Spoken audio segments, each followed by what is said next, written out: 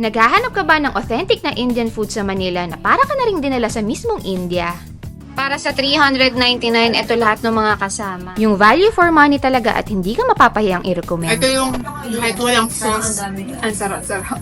Para sa mga flavors na para kang dinala sa ibang bansa. Napakamura pa.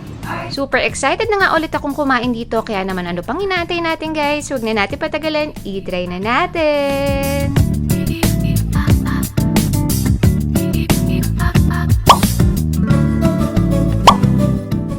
So guys, nandito tayo ngayon sa May Cainta para balikan yung favorite Indian restaurant namin. So itong pupuntahan natin ngayon, bagong location nila to. Kasi dati silang sa May Green Park. So ngayon nandito na sila ngayon sa May Brookside Hill. At bago na rin tong kanilang structure. So dati kasi medyo lumang vibe. So ngayon medyo bago-bago yung style nila. Ang nagustuhan ko dito guys, 399 lang, naka-unlimited buffet ka na. Pero meron din silang a la carte dito. Kaya pakita ko sa inyo kung ano yung mga kasama sa unlimited nila. Air condition na rin to guys ha, kaya ganda. So meron sila ditong biryani guys, kasama na sa buffet yan. May dessert din, ang tawag nila kheer, bread pakora, beef keema. Maraming choices dito guys. Yan, may mga hummus pa, unlimited lahat to. At hindi lang yan guys ha, basmati ang gamit nilang rice. Alam naman natin na mahal ang basmati, pero kasama sa unlimited nila na 399 guys. Meron pa guys, dito tayo. Ang pinaka-favorite ko sa kanila, ang pinaka-highlight, itong panipuri. Pinaka-favorite ko sa kanila. Ang sarap din ng mga sauce nila dito, panalo talaga. Ano pong tawag dito? Potato masala. Ito po, Chutney. chutney. Ito yung tamarind na matamis. Abong. Yogurt lang. O, tamarind juice. So, si Sir Man, siya rin yung second na binlog ko. Siya rin yung chef doon. So, ngayon nag-transfer sila dito. Siya pa rin yung nandito. Tatagalog yan, sir. Baka gusto mo parinig sa kanila na marunong ka magtagalog. Marunong. Gano'n na po kayo katagal dito? 7 years. 7 years. Sa Pilipinas o dito lang sa Starbucks? Ito, Filipino 8 years na. Ang galing. So, papakita sa atin ni sir kung paano niya ginagawa yung panipuri. Yan yung kitchen nila, o, 'di ba? Ganda at malinis. Naka-flat pala yan, ano? Kailangan magastos na. Wow, ganyan sa galing. Mabilis ang kailangan. Right Para yung mag-take kami lang.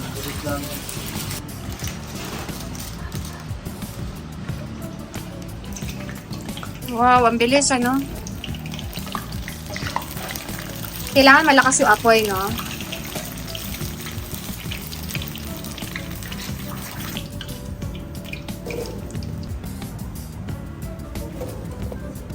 Samosa.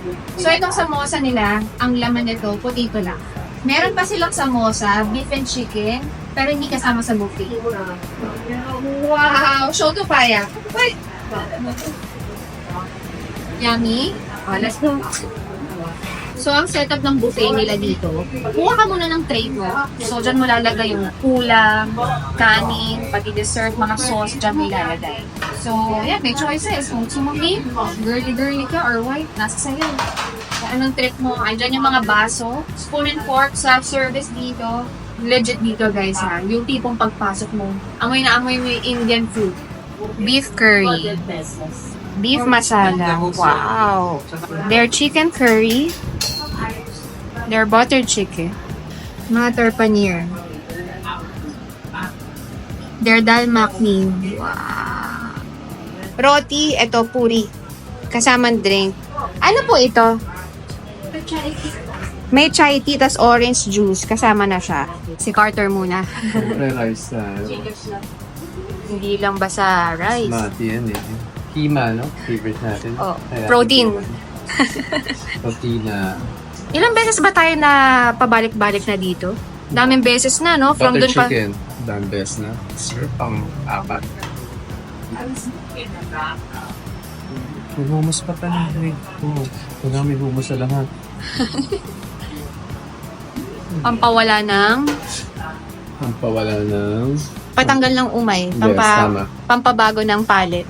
beef masala. Mix. Oh, yun. Quality. Oh my gosh. Always say one minute. You know what, Achi? Baby ka pa nung last na punta natin dito. Saan tayo nakapwesto? Here. May mga kumakain din, no? Si Achi, nauna na. It's my turn. Ako naman. Wala. Siyempre. Ano po? Biryani rice mo. Ito, S. Ang gusto ko dito may mga taba-taba.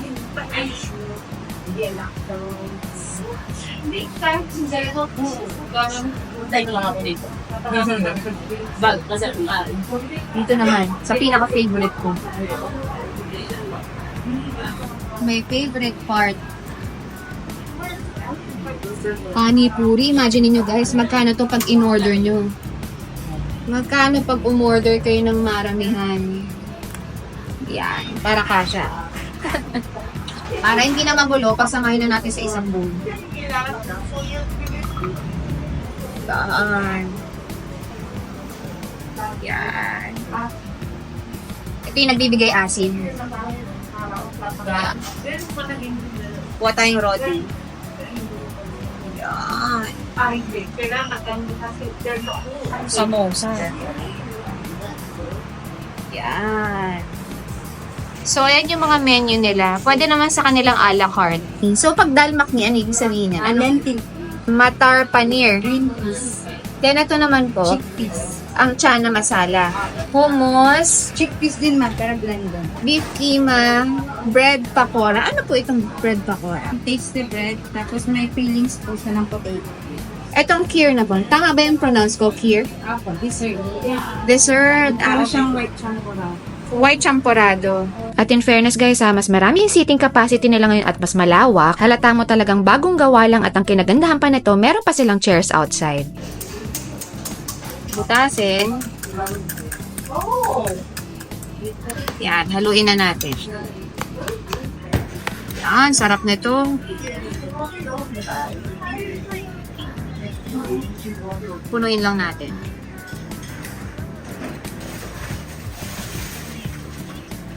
First bite? Go.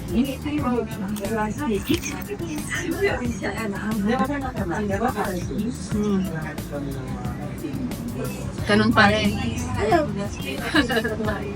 Bye, Maya. Funny Maya. Cute ni Achi. Hi. Ang sarap pa rin. Ito yung ayaw mong tantanan eh. Mamaya ka na. So ito yung roti nila. Kasama sa unlimited.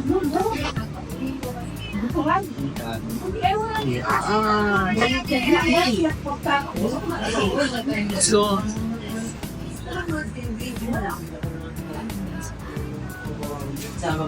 grabe yung mga flavors. Tsaka nagustuhan ko dito guys, yung anghang, sakto-sakto. Ayan, lambot ng beef oh. Sarap ng anghang eh.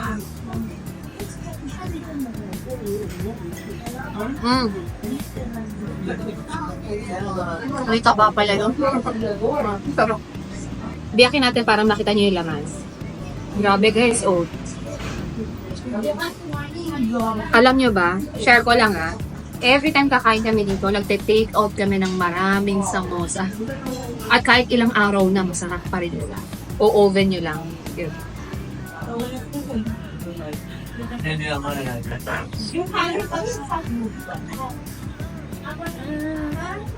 Ito yung kahit walang sauce. Ang sarap-sarap.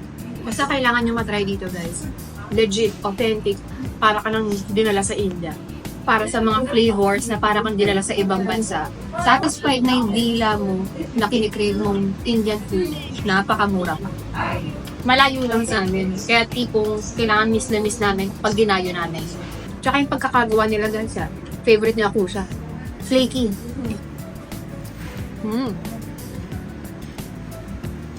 Available yung unlimited Indian buffet nila every Monday to Thursday from 12 p.m. up to 9 p.m. For me, napakasulit nito para sa presyo. So, ito yung kinuha natin ngayon para sa second round. So, beef yung dalawa. Ito yung curry. Ito naman yung masala. Ito naman yung matar paneer, beef keema, hummus, buttered chicken.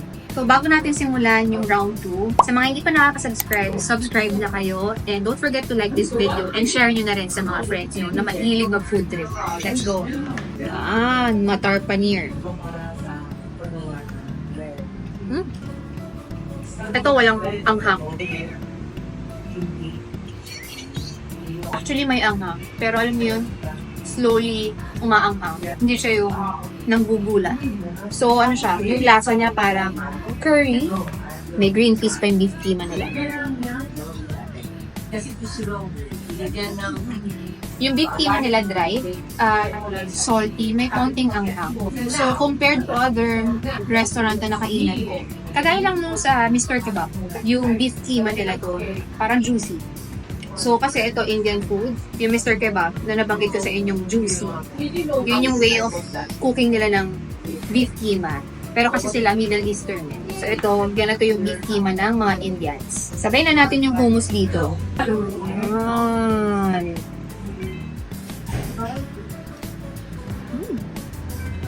Yung hummus nila, buttery, creamy.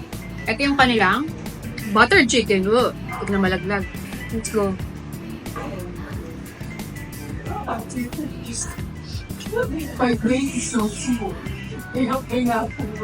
Very tender tong chicken nila. Yan. At maanghang din. Pero tolerable naman yung anghang. Masarap yung pagkaanghang niya. Uulit ka kahit maanghang. Beef masala.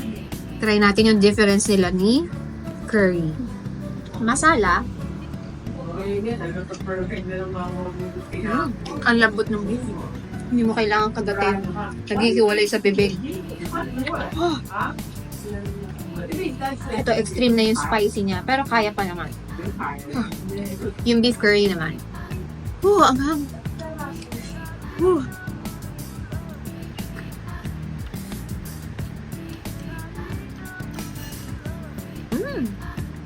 Pareha silang strong yung lasa, pero alam mo may pagkakaiba sila.